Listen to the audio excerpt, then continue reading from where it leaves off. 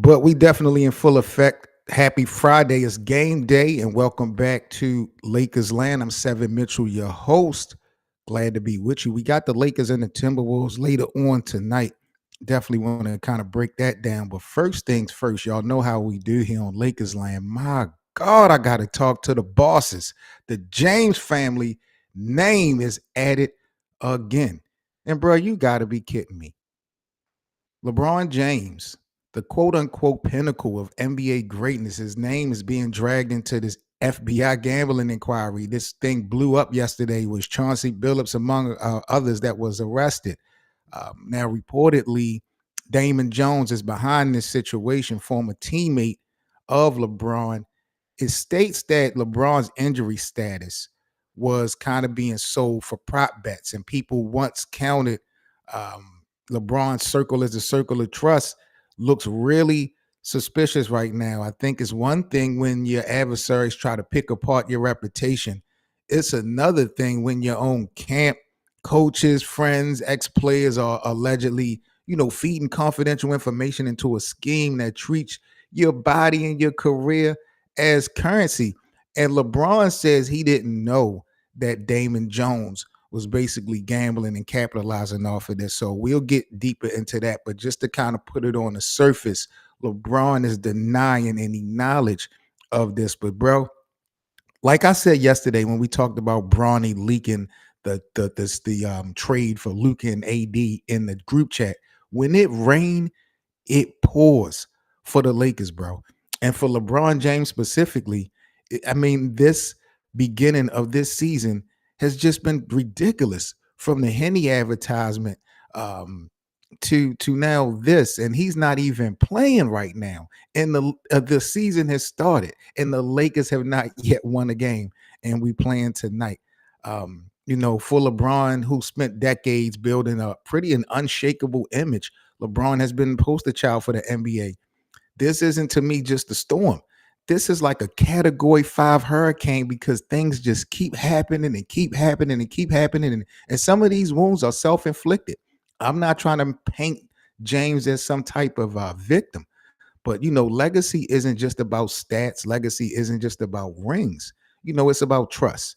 It's about influence, future opportunities, and the standing, that your kids are going to want to inherit. So even though James' name is directly, indirectly being brought up in this, I don't want to paint the picture that he was gambling or anything. But Damon Jones got some got some questions that he needs to answer, and this kind of just took me by surprise. I'm not totally surprised because it feels like LeBron's name always get put in some type of mix. Let's be honest. Uh, but again, just the timing of this just kind of blew me away. I got to be honest. I don't know where we go from here. I don't know how important this is going to be for the Lakers specifically, but this is really a big deal, and this is a big story. LeBron James, for the most part, is one of the most scrutinized athletes in NBA history. Whether you like him or you don't, I think we can agree with that. Every move has been analyzed. Every whisper that LeBron makes has been magnified.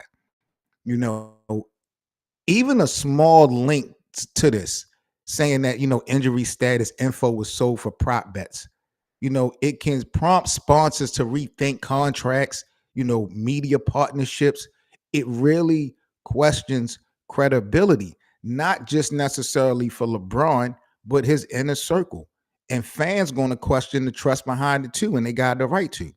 I think the optics alone in this is just not a good look at all, to be honest. Whether LeBron is going to be labeled as guilty by association, I think that's all besides the point. The timing of this, and because of the history LeBron has shown with, either being indirect or just weird vibes and energy, people are not going to necessarily want to give LeBron James a pass with this. Or as far as the knowledge that he had of what Damon Jones was actually doing, bro. I think the more public your persona is, the higher the stakes are. Whether you LeBron James or anybody else, documents live, testimonies, texts, anything unearthed was going to be cross-examined, whether you like it or not. And I think that puts an intense pressure not to on LeBron's legal team, but on every professional and professional tie that he has. Legacy, like I said, is multidimensional. Championships and stats, yes, but it's also about character. It's also about trust. It's also about the generational impact. And I feel like if evidence surface, you know, even a little bit, that figures close to LeBron James were complicit in selling his internal information, I think it's going to affect his legacy. People are going to argue that it's not because it's not specifically basketball related, but we're talking about the social media era. We're talking about LeBron James. We're talking about a guy who people just as a value don't really have that much love for, it seemed like. In the NBA history books, LeBron James have already earned his spot. But public memory is fickle. People are fake. One major scandal in the world of sports, bro, especially one tied to like fraud or gambling, something involving money, it's going to overshadow your on court success. That's just the risk that you're taking. You think about some of the greatest people in sports, Pete Rose, and you just think about all the people who's really had a great career, and it kind of got thrown under the bus because of a gambling situation or fraud, anything dealing with money. Uh, LeBron is in a unique space, and again, I'm not putting guilt on him as far as gambling or anything, but this is not something that I believe the community will look at LeBron as a victim first and foremost. I'm willing to believe that people, at least casual fans, I know the LeBron haters will, they'll go for the angle of LeBron had knowledge of what Damon Jones was doing before they say that LeBron completely didn't and was a victim. I mean, that's just the price that you pay for being LeBron James. Um, this is crazy.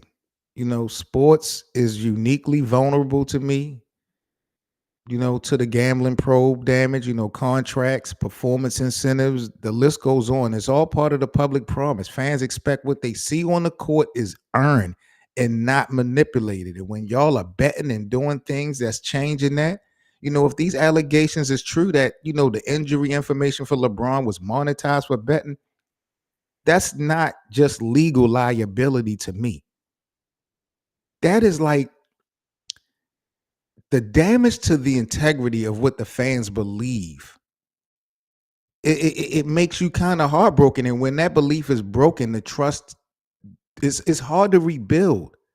LeBron don't have that type of time to rebuild trust for people for stuff like that. He's on his way out the door.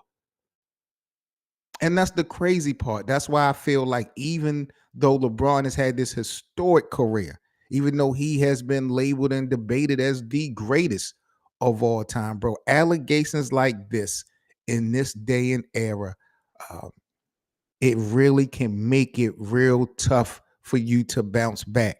And like I said, LeBron doesn't have a huge sample size of basketball if people was to turn on him for this situation to be able to change the minds.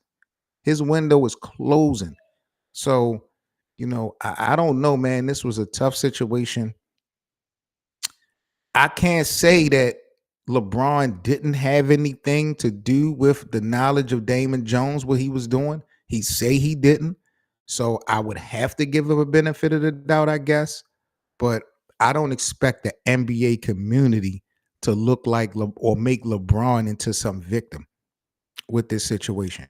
I don't really see that happening at all. I think people are going to, just like other scenarios, you're guilty until you proven innocent. I just don't like the timing of this. All this stuff happening around LeBron James and he not even playing. Just distraction after distraction after distraction. And we ain't won the game yet. And I don't know what's up with Damon Jones. See, this is the thing about it.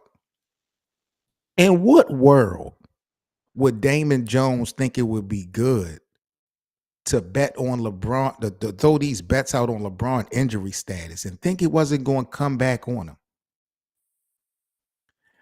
Even if not by the NBA,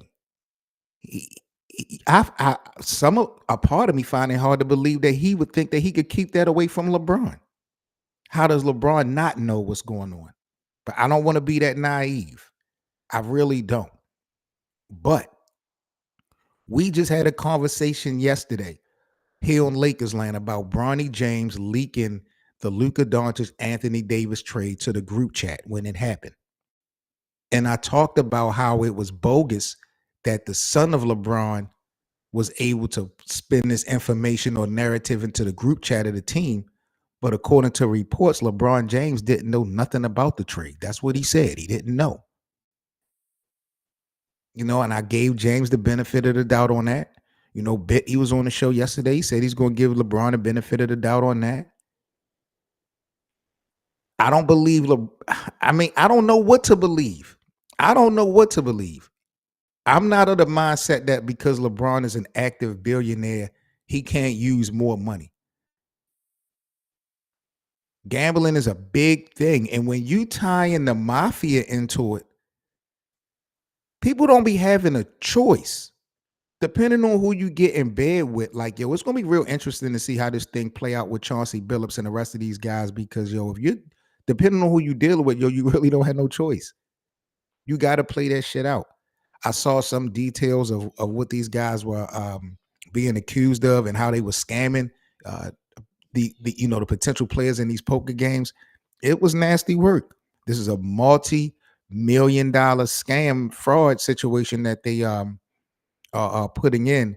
And then you got Damon Jones, who's allegedly been placing bets on LeBron's injury status. And this ties into some game between the Lakers and Milwaukee that LeBron didn't play.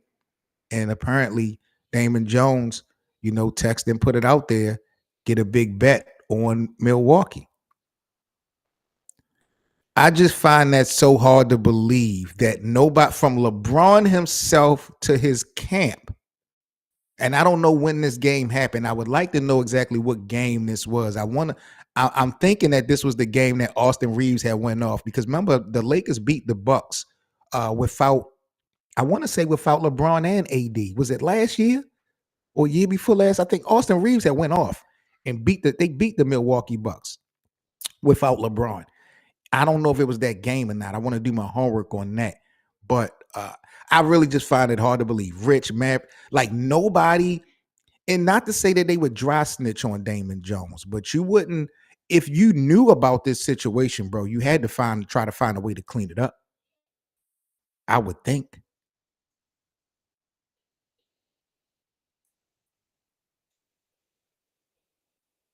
I don't know, man.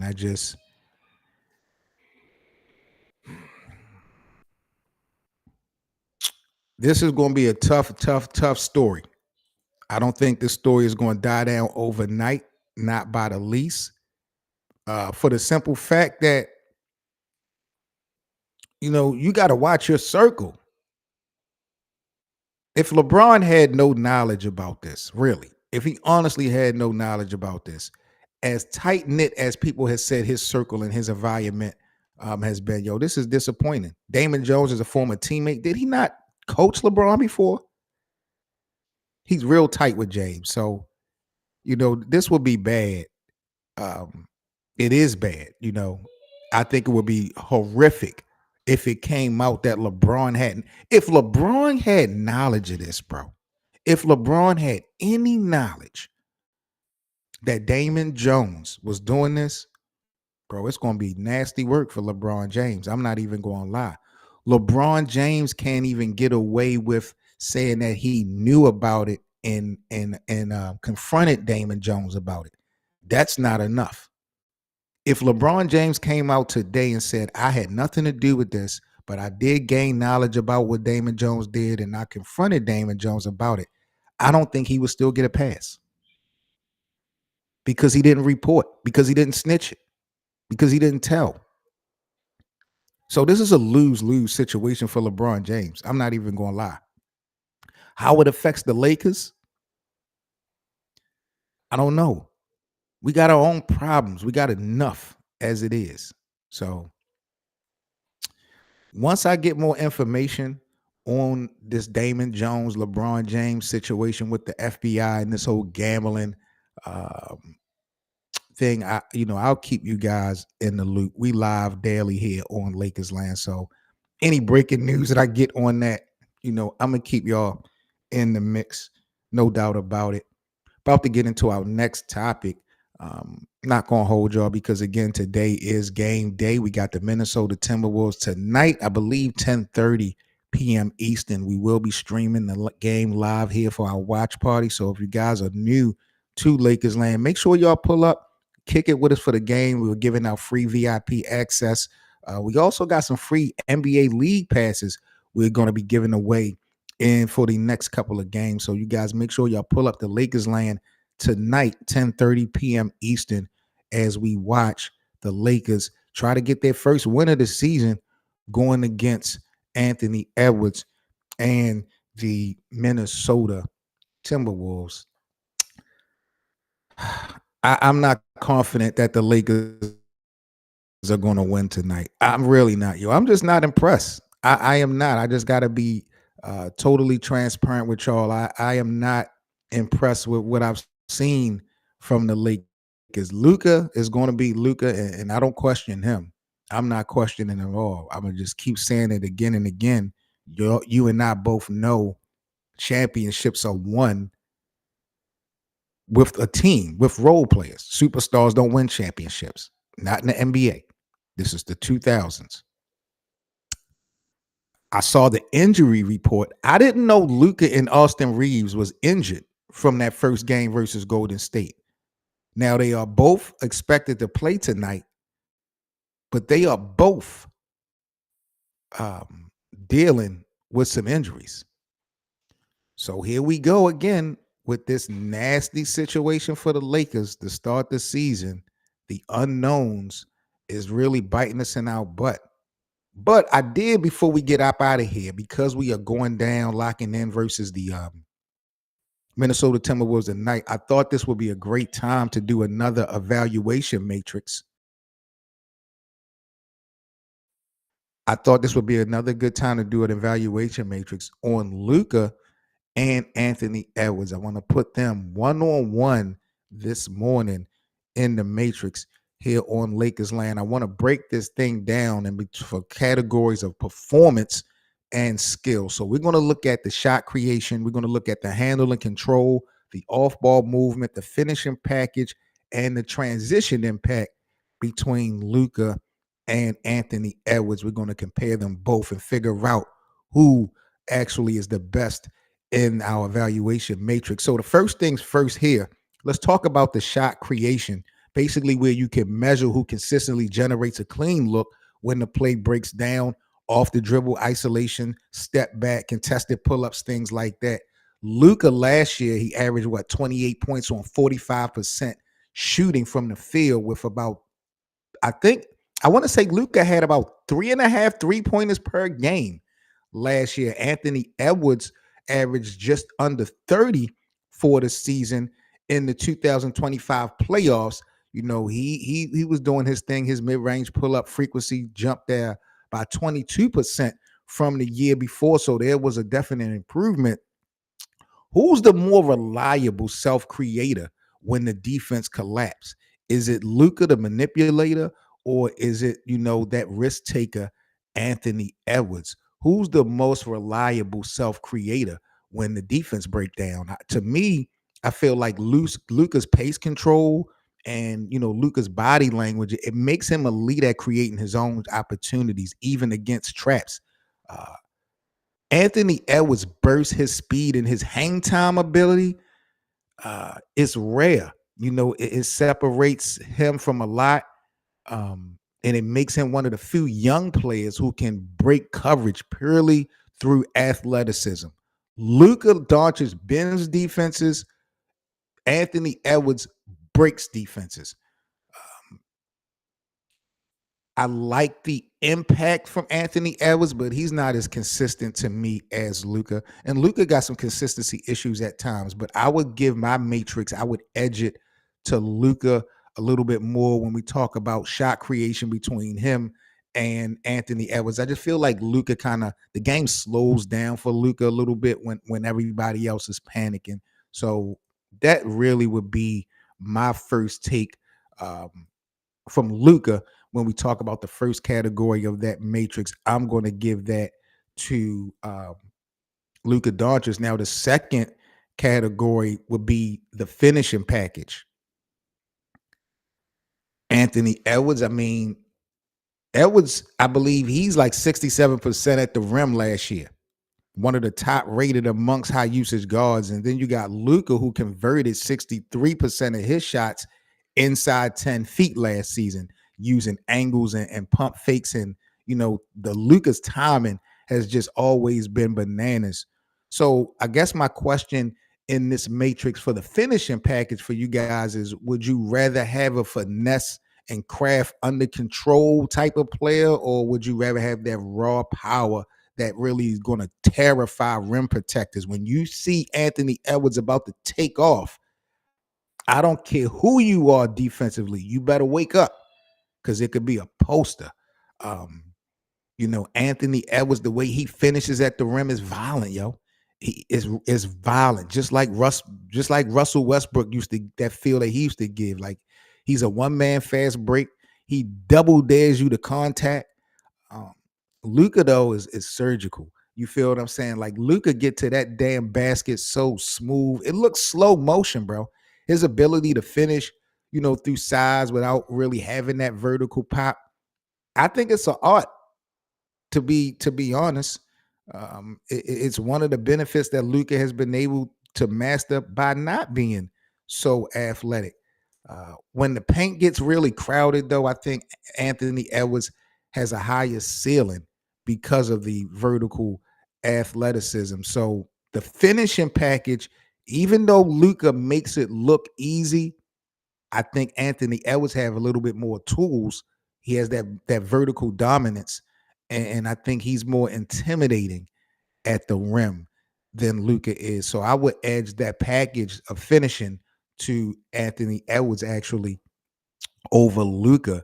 The third category I got for the matrix would be handle and control. This is basically where we measure and depict the pace, the tempo, and limit the turnovers.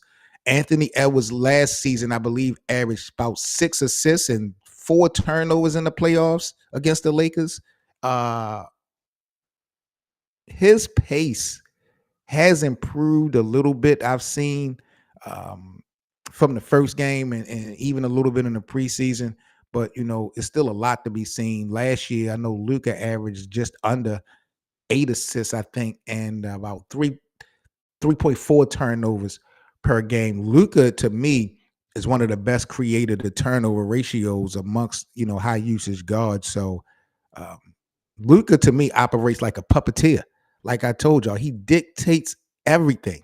He's a true quarterback. Defender angle, screen timing, game speed. Anthony Edwards handles is improving, but he's still explosive, over efficient. Luka got the efficiency. He has the best floor game of any non-point guard in the league. You know what I'm saying? If you ask me, and he's not. People call Luka a point guard, but I see Luka way more than that. He's just universal to me. So I'm giving Luka clearly the edge and handle and control over, Anthony Edwards. I feel like Luka got elite tempo control, and he can play a lot of mistake-free basketball. The off-ball movement category, which would be next, that basically kind of like measures the IQ and the motor of these two, Luka and Anthony Edwards, when you consider relocation, cutting, timing off of penetration, spacing awareness, things like that. Luka spent 80% of possessions as an initiator, not a mover. Anthony Edwards, I mean, he improved his off-ball relocation, I believe, by like almost 15% from the year prior. So when you ask who's harder to game plan for when the ball isn't in their hands, I think it's Anthony Edwards. Luka is a better basketball player. Don't get it twisted. I think Luka impact fades slightly off ball. He tends to conserve energy. Anthony Edwards, he has a higher off-ball motor. His athletic potential, bro, is just through the roof, and he is young. So I am giving the off-ball movement advantage between Luka and Anthony Edwards. I'm actually giving that to Anthony Edwards. Last but not least, the transition impact. This is basically where, fellas, you would measure like chaos creation in the open floor. Like how effective can each player convert speed, decision making, and finishing when the defense is kind of unsettled. When you think about these two guys specifically, Luka averages, I think, just under 2 points per transition possession. Anthony Edwards, if I'm not mistaken, generates just about the same, top five in the league, uses speed and vertical pop to collapse defenses a lot. He can do that single-handedly. Who would you say actually changes the momentum faster, Luka or Anthony Edwards? Uh,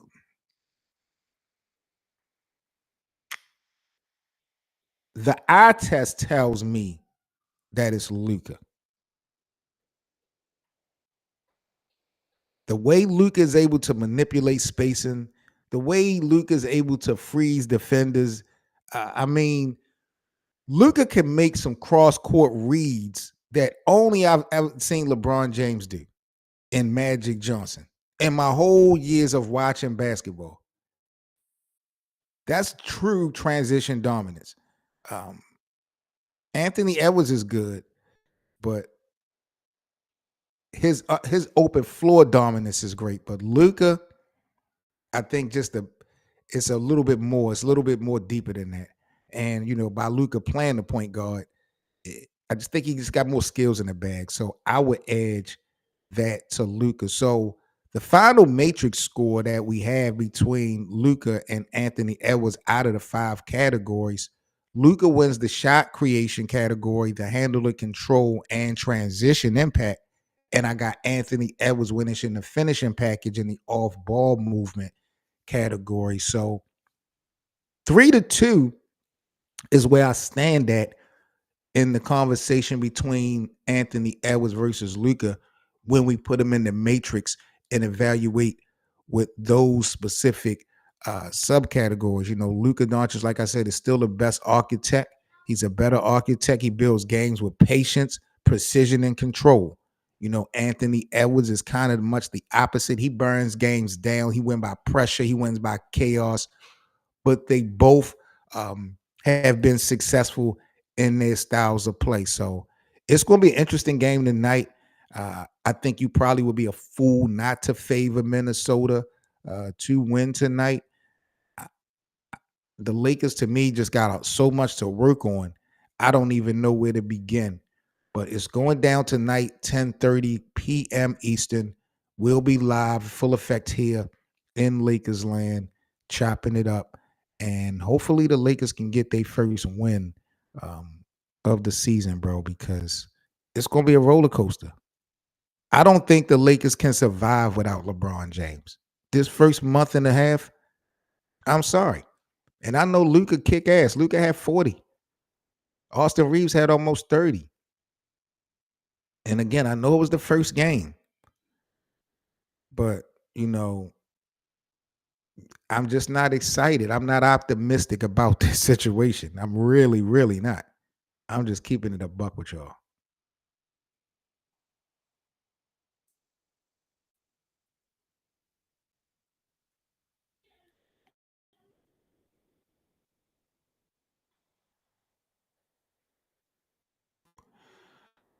Oh man.